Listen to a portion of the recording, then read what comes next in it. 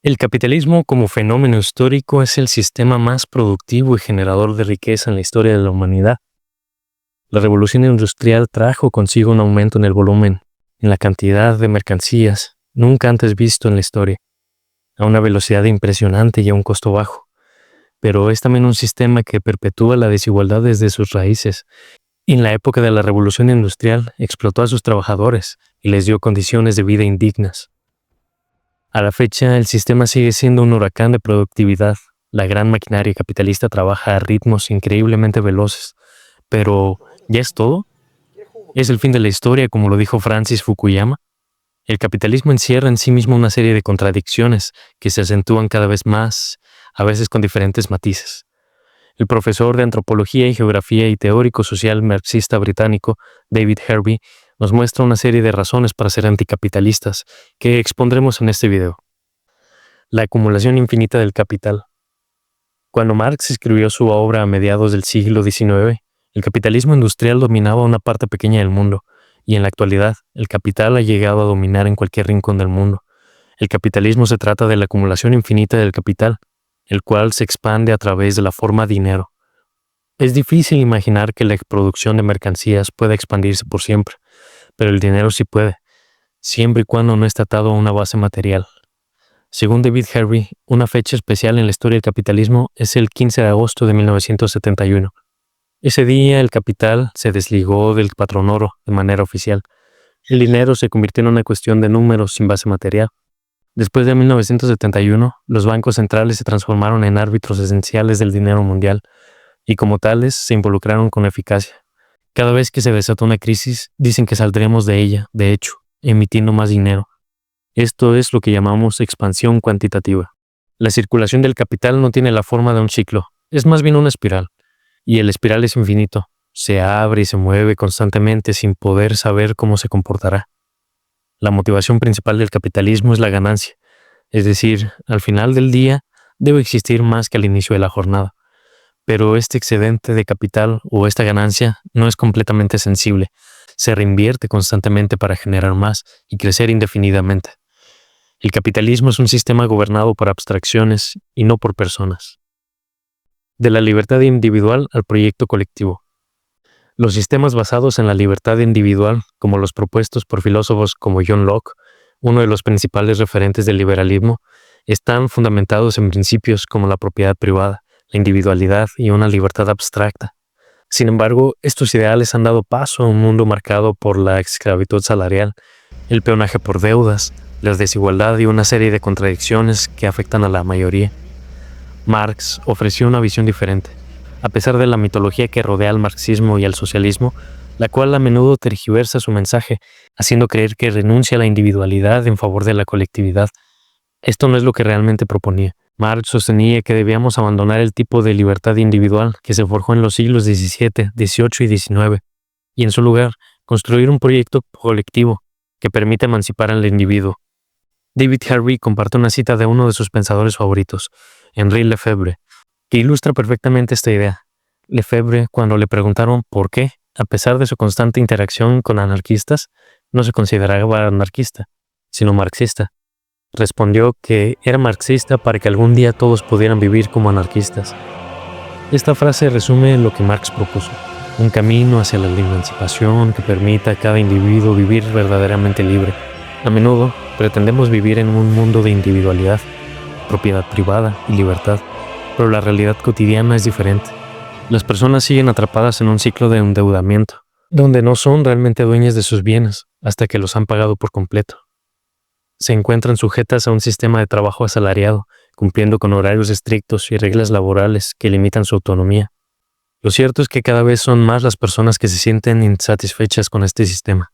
Los estallidos sociales que ocurren en distintas partes del mundo son una clara evidencia de esto.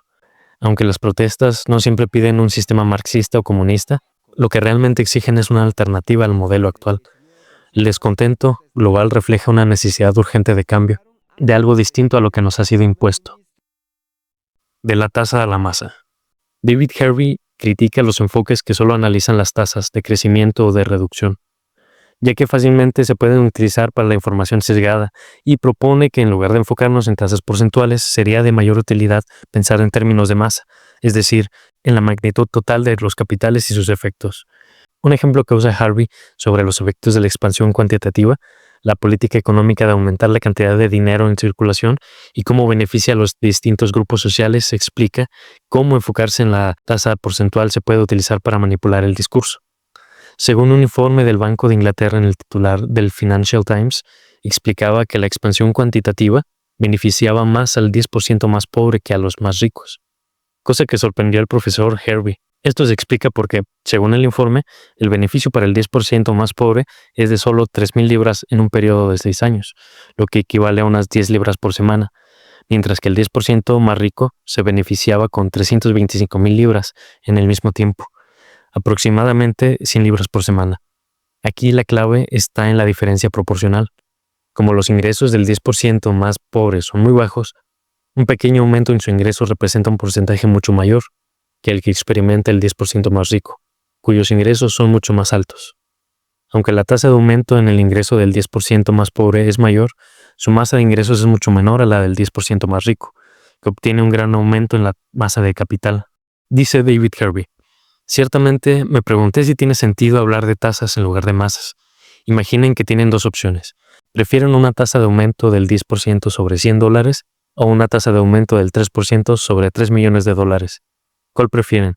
¿La tasa más alta? Nos encontramos también con el ejemplo de la crisis ambiental y de la masa de emisiones de carbono en la atmósfera, que es mayor actualmente en los últimos 800,000 años, según la Administración Nacional Oceánica y Atmosférica. Si redujéramos la tasa de emisiones de carbono a 0%, aún así se derretiría el hielo del Ártico y la mayoría de glaciares de Groenlandia.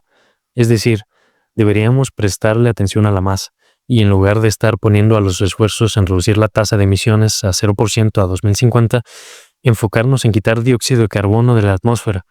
Quiero decir, pasar de la tasa a la masa, de la temporalidad mínima como consumo perfecto. El consumo perfecto en el capitalismo no es el que satisface una necesidad de la mejor manera, es el que te satisface una necesidad apenas lo suficiente para repetir el consumo. Si queremos satisfacer la necesidad de refrigeradores en el mundo, refrigeradores de la mejor calidad, desarrollados para ser duraderos e infalibles, a lo mucho la gente compraría refrigeradores 1 o 2 veces en su vida. Esto no es un negocio rentable, ya que no crecerá exponencialmente. Lo ideal en el capitalismo es producir refrigeradores lo suficientemente buenos apenas para un plazo de tiempo suficiente para que tengas que cambiarlo y repetir la compra. Si el capital produjera productos duraderos, el capitalismo ya hubiese muerto hace mucho tiempo, ya que no hubiera tenido un crecimiento exponencial, dice Harvey.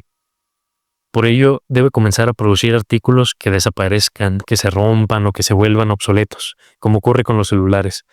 La economía capitalista implica una obsolescencia inmediata de absolutamente todo. Goodeboard hizo el análisis de la sociedad del espectáculo en 1967. Hablaba de algo fundamental, ya que el espectáculo se consume de manera inmediata y desaparece de manera instantánea. Netflix se enfrentó ante este problema, ya que si compras una película o serie, la compras solo una vez, y el consumo se acabó, fue inmediato. ¿Qué otra manera hay de monetizar esto? A través de suscripciones. El consumo repetido es el consumo perfecto.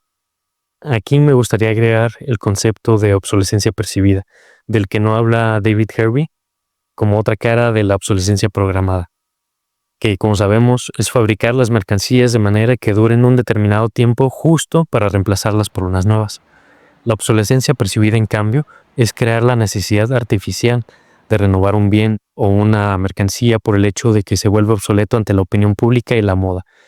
El cambiar un celular funcional por otro más nuevo solo porque el primero lo percibimos como anticuado, dejándonos llevar por la opinión popular, es una manipulación del mercado para que constantemente estés consumiendo. Pero espero hablar más del tema en un video aparte. Razones para ser anticapitalistas. El capitalismo es un sistema que se basa en el crecimiento compuesto y la acumulación de capital, pero este crecimiento exponencial e infinito, de forma espiral, puede, y está de hecho, llevando a la destrucción del entorno natural y la sociedad. La aceleración de la producción y el trabajo están llevándonos a una vida más estresante. Demasiada gente trabaja y trabaja sin obtener resultados esperados. sacrificando pasar tiempo con la familia, leer un libro o disfrutar un paisaje, o dedicarse al arte, por la presión constante de ser productivos todo el tiempo. Harvey nos aconseja preguntarnos de dónde proviene la teoría económica, para el interés de quién se desarrolla y por qué se está implementando de determinada manera. Después, debemos saber que el crecimiento infinito no es una propuesta viable. Es importante comenzar a buscar alternativas mediante el estudio de la historia, el desarrollo del pensamiento crítico y científico, para vivir en un sistema más justo y superar las contradicciones del sistema capitalista. En la actualidad, el capital se ha vuelto demasiado grande para fallar, pero se ha vuelto demasiado monstruoso para sobrevivir. David Harvey.